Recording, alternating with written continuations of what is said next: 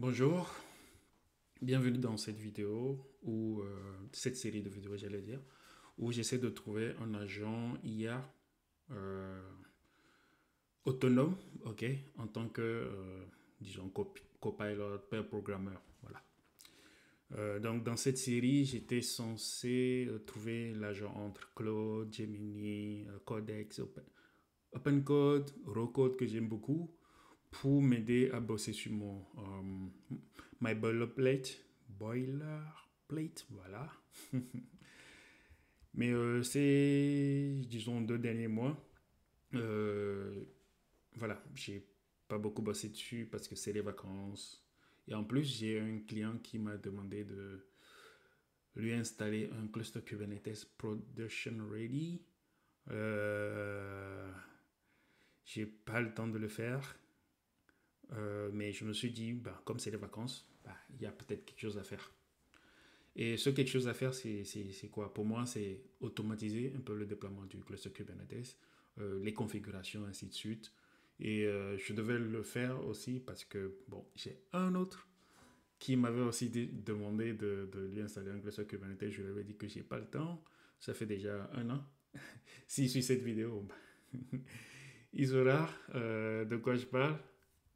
Bon, je ne vais pas dire qu'il s'appelle Malik, mais bon, voilà. Du coup, il me fallait bosser sur le sujet et c'est pour ça que j'ai mis en pause déjà ma boilerplate et en plus, c'est les vacances. Et pour faire ça, automatiser les choses pour moi, c'est mettre en place des scripts Ansible. Pour moi-même, Terraform pour provisionner les VM, pour voir si mes scripts Ansible marchent correctement parce qu'il faut au minimum 5 nœuds pour faire un cluster production ready, 3 master, 2 worker.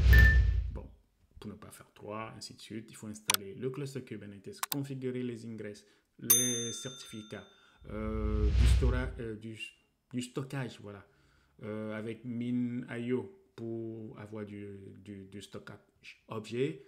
Il faut aussi du stockage de type bloc. Donc, bref, il y a plein de choses à configurer pour avoir un cluster Kubernetes ready avec du monitoring pour, voilà, pour gérer le cluster, ainsi de suite. Du coup, j'ai commencé à faire des scripts Ansible avec des playbooks et des rôles pour bosser. Et en le faisant, il y a une fonctionnalité de GitHub Copilot. Ben, je le faisais dans VS Code, je le faisais tout seul, moi-même. Bon, c'est vrai, j'utilisais ChatGPT, je demandais 2 ou 3 trucs, l'organisation, les trucs et tout. Mais c'était des allers-retours. Du coup, à un moment, j'ai remarqué qu'il y a une fonctionnalité supplémentaire qui a été activée dans GitHub Copilot. Et cette fonctionnalité, elle permet de faire quoi? De donner une tâche à Copilot qui le fait en tant qu'agent indépendant sur GitHub. Je vous montre de quoi je parle. Alors je vais sur Firefox. Voilà. Donc, voilà un peu mon dépôt, ok, qui me permet de faire l'automatisation en Ansible, Terraform. Dans Terraform, j'ai plein de choses. Bon, allez, c'est pas l'objet de cette vidéo, mais c'est de vous montrer Copilot. Comment ça marche ici? Donc, pour utiliser cette fonctionnalité de Copilot, il faut un dépôt Git déjà, parce que c'est GitHub Copilot. Il faut un dépôt GitHub, précisément. OK? Ce que cette fonctionnalité vous permet de faire, c'est... Il y a 2 façons de l'utiliser. La première façon, c'est de créer un ticket, OK? Comme ici. Voilà. Créer un ticket et l'affecter à Copilot. OK? Donc, il dit délégué issue to Copilot, you can focus on creating. Nanana. Bon, voilà. Vous lui affectez la tâche et qu'est-ce que lui fait? Bah, il crée une pull request. Il prend la tâche en charge, il bosse dessus, OK? Et après, vous faites un résumé de tout ce qu'il a fait dans la tâche. Et vous, bon, il crée aussi une branche à côté, OK? Une branche, par exemple, celle-ci s'appelait, je ne sais plus comment ça s'appelle cette branche. Voilà, elle s'appelait fils 15. Et quand il finit, ben, vous euh, faites une review, voilà, de la pull request. Vous voyez si ça fonctionne comme vous voulez, ainsi de suite. Et vous mergez. Et voilà. Du coup, je peux vous assurer qu'il fait 90% du taf. Et votre boulot, c'est de tester et de fixer. Donc moi, je relis un peu tout ce qu'il a fait pour voir s'il n'a pas over-engineeré la chose. Ok. Et j'enlève les trucs inutiles si je trouve et je corrige les choses si c'est pas fait d'une certaine manière. Et en plus de ça, ça m'apprend plein de choses. J'ai appris plein de choses. Ok, donc le maître mot, c'est il faut savoir de quoi vous parlez déjà. Sur quoi est-ce que vous bossez? Moi, je lui ai dit de bosser sur Ansible. Je sais comment ça fonctionne Ansible, euh, les rôles, les playbooks et tout. Donc, quand il écrit des trucs, je sais ce qu'il fait. Donc, je sais corriger, je sais dire que bon, ça c'est bon, ça c'est pas bon. Voilà un peu pour le raccourci sur comment l'utiliser. Mais en tant que nouveau qui ne sait pas faire du Ansible et tout le reste, je ne lui donnerai pas à Copilot de le faire parce que je ne saurais rien de tout ce qu'il a fait. Et si ça foire, ça foire, je ne saurais pas. Donc, bref, ça c'est une parenthèse. Du coup, oui, vous voulez affecter l'issue, il vous crée une pull request et vous, voilà, il vous montre, il poursuit tout le truc, il vous montre tout ce qu'il y a à faire, ainsi de suite, pour l'utiliser et vous utilisez, si c'est bon, vous mergez la pull request. Voilà, c'est carrément un pair programmeur. Par exemple, si je crée une issue, je ne vais pas en créer parce que je vais montrer la deuxième méthode pour le faire. Voilà, vous lui assignez la tâche. Il est là, Your AI pair programmer. C'est carrément un pair programmeur. Là, c'est comme si j'avais un second développeur à qui j'affecte une tâche et qui bosse dessus. Voilà. Sauf que ici, c'est Copilot, c'est un robot. Donc, je peux même l'insulter, le maltraiter. Bon, non, je ne vais pas faire ça. Parce que dans les mêmes, les modèles, quand il y a la fin du monde, ils ne tuent pas ceux qui disent merci, tous ceux qui sont polis avec eux. Ça, c'était pour la blague. Donc voilà comment ça s'utilise. Première méthode, pour créer une issue, vous lui affectez ça à Copilot. OK. La seconde façon de l'utiliser, qui est assez sympa, c'est, allez, je passe sur VS Code. Donc j'utilise VS Code pour tout ce qui est texte. Tout ce qui n'est pas Java, voilà. Tout ce qui n'est pas Java, j'utilise VS Code. Go, Ansible, Python, j'utilise VS Code. Donc c'est assez intéressant. Et du coup, je vais lui donner la tâche, j'ai ça à fixer. C'est mal fait, j'ai des erreurs dans le terminal. Lorsque je lance le playbook, qu'est-ce que je vais faire? Je vais juste copier mon erreur là déjà. Allez, je copie. Donc, avant, on avait ce bouton qui est là, je ne sais pas si vous le voyez, qui permet à l'agent de bosser dans le VS Code. Et on a maintenant celui-là qui permet de déléguer au code agent qui est dans le GitHub. OK? Donc là, je vais lui dire fixe. J'ai quoi? Ouais, pip install task.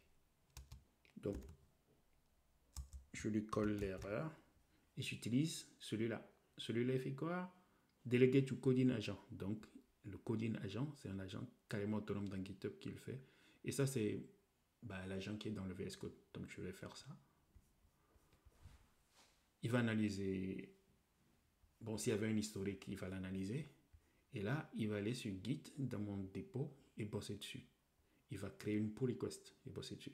Bon, je lui ai dit de me demander, comme ça, si je me trompe d'icône, je saurais que je me suis trompé d'icône, je dirais non. Et qu'est-ce qu'il fait? Voilà, il commence à bosser. Ce qu'il fait, il crée une pull request, ok, c'est la 22, et commence à bosser sur le problème. Ok. Là, je vous montre ce que ça donne sur le dépôt. Ok. Voilà. Si je reviens là, avant on avait un pull request, un issue. Si j'actualise, là on a deux pull requests. Ça c'est celui que j'ai envoyé depuis le terminal. Et là, il est en train de bosser dessus. Qu'est-ce qu'il fait? Il fait un plan. Ok. Après, il bosse dessus. Je peux voir ce qu'il est en train de faire dans View Session.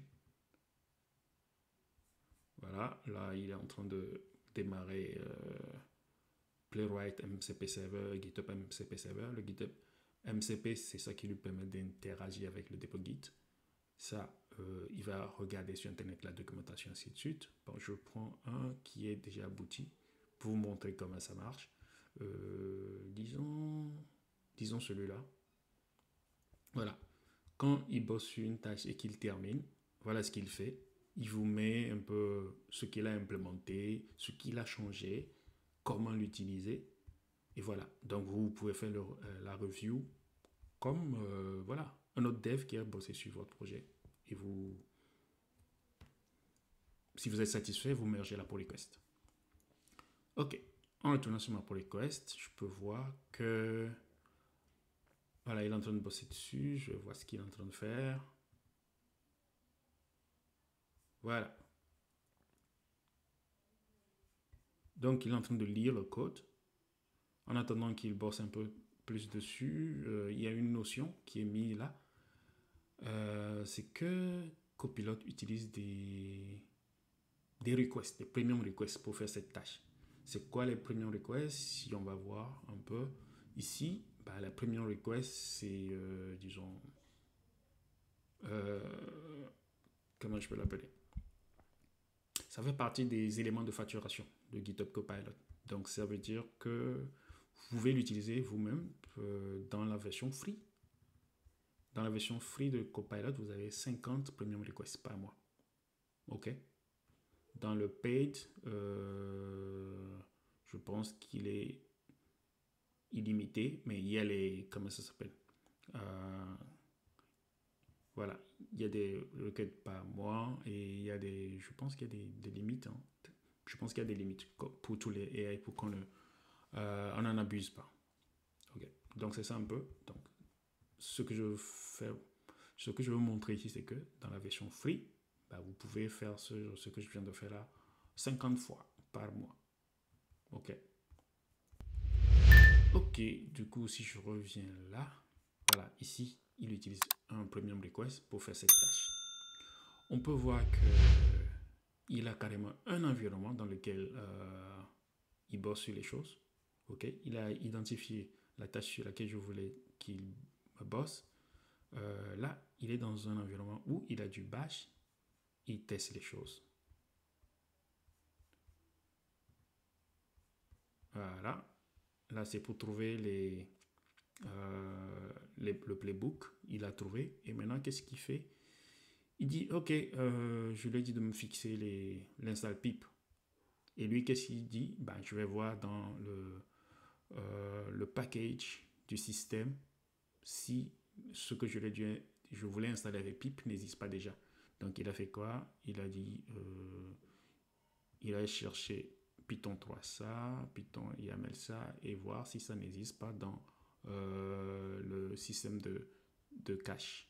Bon, le système, le gestionnaire de package du système. Voilà, j'y suis arrivé. Donc là, il va bosser et tout, il va finaliser ce qu'il a à faire, et moi, je vais juste valider la pull request. Voilà, donc il faisait un plan tout à l'heure là, voilà le plan qu'il a mis là. Donc, vous pouvez suivre ce qu'il fait, justement. Voilà les plans. Il a analysé le dépôt, regardé mon erreur, trouvé une solution, et après, il implémente la solution. Donc, vous pouvez suivre carrément tout ce qu'il fait dans cette pull request, et lorsque vous serez content, OK, vous pouvez valider la pull request. Donc, c'est assez intéressant parce que ouais, dans un cas d'usage concret où j'étais content de l'avoir, c'est quand je suis dans le train, j'ai une connexion qui n'est pas bonne du tout. Du coup, je ne peux pas cloner, je ne peux pas... voilà, je ne peux pas tester des trucs. Du coup, pour gagner du temps, je crée des tickets parce que la connexion permet au moins de créer un ticket. Donc, je crée des tickets dans le train, je les affecte à Copilot. Il bosse. Moi, quand j'ai le temps, je viens prendre ce que je lui ai demandé à faire. Je teste. Je vois si ça marche. Je corrige ce qu'il y a à corriger. Parce que si ça ne marche pas, je ne lui dis pas de recorriger pour qu'il boucle dessus. Mais je lis. Je ne veux pas qu'il soit autonome 100%, genre vibe coding, etc. Je préfère maîtriser ce qu'il fait. Du coup, je lis ce qu'il fait. Je corrige. Là où ça foire, je le corrige moi-même. ou bien soit je le corrige moi-même, soit je lui dis, ok, ici ça faut aller. Quelles sont les autres implémentations? Il me les donne, je lis les implémentations qu'il veut faire si je lui donnais à corriger, et je prends celui qui m'intéresse, et soit je lui dis de le faire, soit je le fais moi-même. Voilà. Donc ça me permet de maîtriser ce qu'il est en train de faire, de savoir ce qu'il a fait, et ainsi de suite. Voilà un peu. Donc c'est assez intéressant. Donc là, le plan, il en est là. Après, il va implémenter le fixe. Et voilà. Et moi, je vais pouvoir merger ce qu'il a fait. Et c'est bon. Donc, je peux vous montrer un peu tout ce qu'il avait fait, par exemple. Voilà, tout ça. Ici, j'ai 20 Go. Sûrement, les 20 Go là, j'étais dans le train, je lui ai filé ça. Je ne les ai pas encore testés. Parce que je ne suis pas encore sur ces tâches. Mais je l'ai envoyé les tâches. Il a bossé dessus. Après, moi, je viens tester. Par exemple, celui-là, je dois pouvoir installer un script avec comme issue Cloudflare, Azure DNS et tout. Ben, je lui ai filé ça. Il a bossé. Il m'a dit comment l'utiliser. Voilà, il m'a mis même les ressources Kubernetes et tout. Mais je ne les ai pas encore testés. Moi, ce que je vais faire, c'est venir tester. Est-ce que ça marche? Corriger, merger. Donc, ça me fait gagner, disons, je dirais pas une journée, mais oui, je dirais une journée de travail à faire tout seul. Donc voilà un peu ce que je voulais vous partager dans cette vidéo. Pour ne pas manquer le reste, les autres tests que j'aurai à faire, bah, abonnez-vous, activez la cloche, commentez. Si vous avez testé quelque chose et que vous voulez partager, je suis preneur, commentez. Et si vous voulez, si vous avez trouvé quelque chose qui permet d'arriver d'atteindre mon objectif qui est de, voilà, ouf, j'ai coché le truc, qui permet de, voilà, arriver à mes fins, avoir un agent autonome. Je suis aussi preneur et je vous retrouve dans une autre prochaine vidéo. À la prochaine. Ciao.